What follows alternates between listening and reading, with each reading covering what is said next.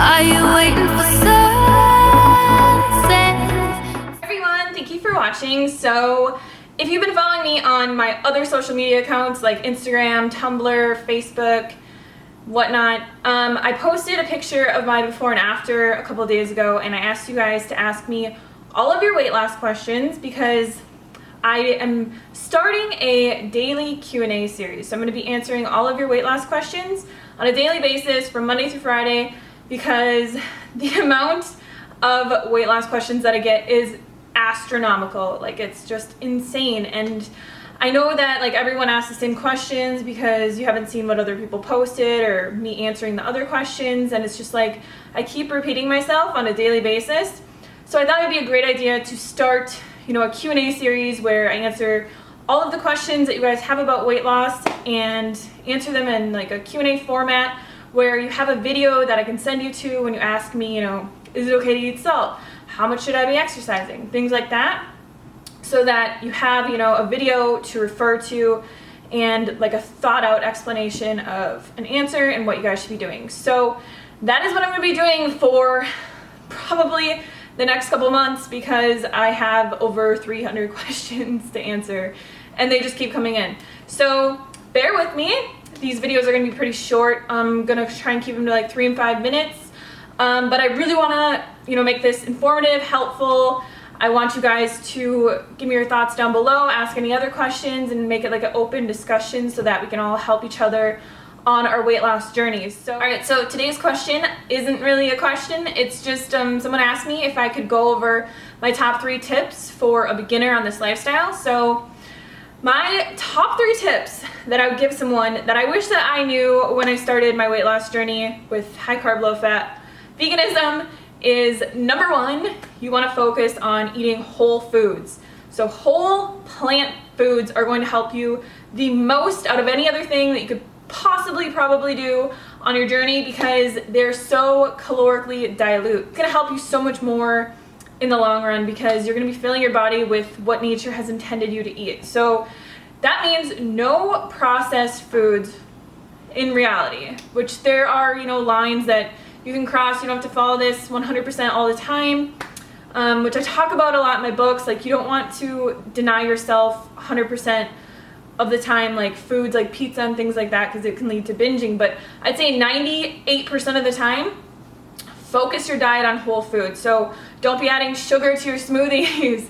Don't be adding, stay away from like flours and refined grains and things like that, white rice. Just because they're more calorically dense, they don't have as much minerals and vitamins in them.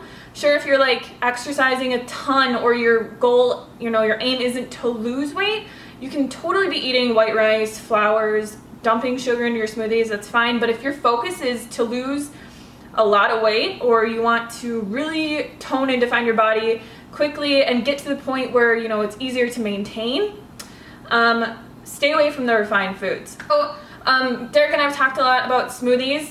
So we're not against smoothies. The only thing that we promote with, smoothies and drinking smoothies and things like that is that you want to not be eating an amount of bananas. Usually it's just bananas. So say like you have a smoothie and you put 10 bananas in it, but technically, like if you were sitting down eating bananas, you could only eat like 5, right? Because the blending process really processes the food. Chewing, peeling and swallowing foods is a lot different than just drinking them. So in a smoothie form, you can consume a lot more calories in a very short period of time, and it doesn't hit your body the same way that like eating bananas would. My advice on smoothies is it's totally fine to have smoothies even if you have them every single day. The thing that people go wrong with is they'll put 10 bananas in a smoothie when if they sat down and ate 10 bananas, it would be physically impossible for them to do it. Like, most people cannot physically do that because it's just so much food. It's just a lot of volume. So if you can only sit down and eat 5 bananas in one sitting, then you should only be putting 5 bananas in your smoothies. So that's really my only, advice when it comes to smoothies. Smoothies are totally fine to have every day. It's fine to have banana ice cream. Just don't be eating massive amounts of fruit in a smoothie because it's so much easier to consume a ton of calories when you do it that way. So my second tip for any beginner is to focus on your fitness. This is something that I wish that I would have done when I had begun. I was always focused on, doing as much exercise as I could, getting the furthest distances on my bike, and really just burning out my body because I didn't know what I was doing. So Derek and I have a video on this. Actually, I'll post the link below. But what you want to focus on is start where you are. So where you feel comfortable. If you've never cycled, if you don't have money to buy a bike right now, if you're 300 pounds and you've smoked your entire life and now you finally quit smoking, like, start where you feel comfortable. So maybe you start and you just start walking, right? So you just start walking 3 times a week for 30 minutes.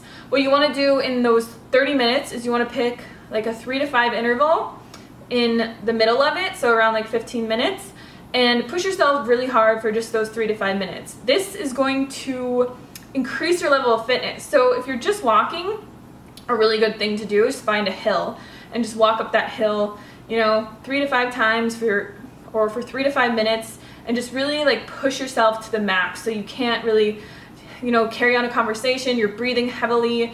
Your body is at really its max effort, which I think is 170 to 180 beats per minute of your max heart rate, or of your heart rate. So that is what you want to do, which is something that I did not do. And a lot of people are just like, well, the more exercise I can do, the better. And you really burn yourself out that way, because then exercise just seems like it's this big thing and you're pushing yourself so hard. And like, especially if you're coming from like how I did, which is basically no exercise your entire life, and you try and do all this stuff, it just seems like a huge change. So start slow. I would suggest at least, as a minimum, 3 workouts a week, whether that's cycling, running, biking, walking, cycling, biking, walking. So do 3 workouts a week, push yourself for 3 to 5 minutes within that workout, and what you're gonna see is your fitness level is gonna increase. So your muscle mass is going to increase, your body is going to be more efficient, you're gonna become fitter, and what happens then is throughout your entire weight loss journey, as you're building this level of fitness, your resting metabolic rate is going to go up, which is going to help you tremendously. So since I've started doing this like 2 months ago, I've seen dramatic changes in my body, like for my cellulite going down, just my overall energy level going up. I feel better. I can smash it on the bike. I might not be like a professional cyclist or anything like that, but I can really, push myself harder every time that I get out there, because I'm focusing on increasing my level of fitness. So my third tip that I would give any beginner is to be patient. So you need to focus on patience and being kind to yourself, and realizing that this is a big life change. This is gonna take a while. Set a realistic goal. Like, people will always say, I could lose, Hannah, like, if I go in the starch solution, I eat potatoes all day and I exercise like this, do you think I could lose 20 pounds in a month? And I'm like, no, like, maybe you could if you were eating, a very low amount of calories or something like that, or exercising like a madman, but you don't want to do that. So we're focusing on a lifestyle change. This is going to take a while. You should be, thinking about weight loss as about 1 pound a week. So think about in a year from now, if you could weigh 52 pounds less, like, how would you feel?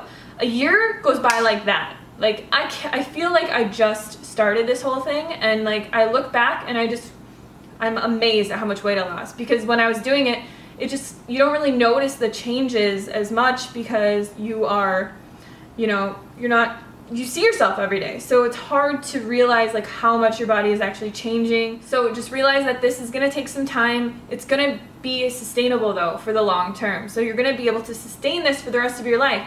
So my biggest tip is like, do not weigh yourself. Weigh yourself in the beginning, maybe in 3 months weigh yourself again.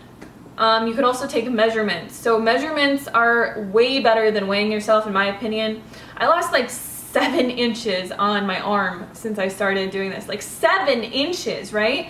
But if you're weighing yourself day to day, your weight can go up and down, especially if you are building muscle and increasing your level of fitness. Your body could be changing dramatically. Like, you could be losing tons of inches around your waist, your hips, your thighs, things like that. But the weight on the scale can actually not move. So I highly, highly recommend going by how you feel, your measurements, how your clothes fit, and just focus on, feeling good every single day, day to day, and being patient with yourself and setting a realistic goal.